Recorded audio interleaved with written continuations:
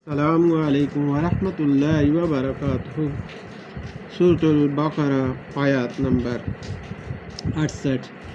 আউযু বিল্লাহি মিনাশ শাইতানির রাজীম।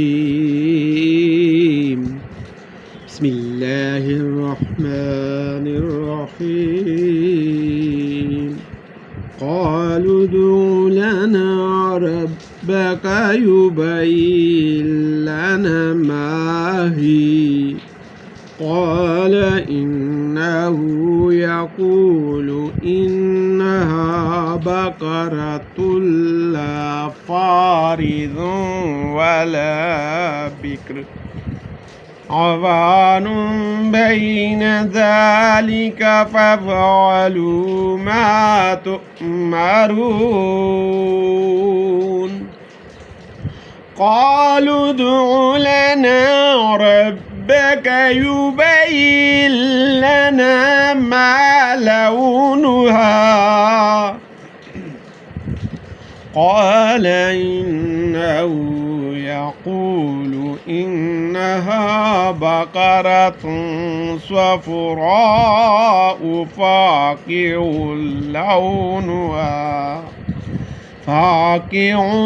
لونها تسر الناظرين قالوا ادع لنا ربك يبين لنا ما هي إن البقرة شابه علينا وإنا إن شاء الله لمهتدون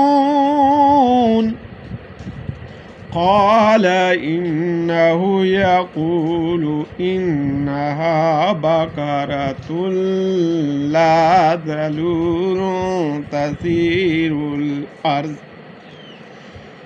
بقرة لا ذلول تثير الأرض ولا تسقي الحرث مسلمة لا شية فيها قالوا أنا جئت بالحق فذبحوها وما كادوا يفعلون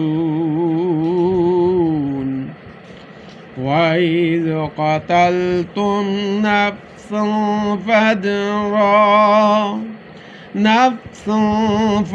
فادارأتم فيها والله مخرج ما كنتم تكتمون صدق الله العظيم.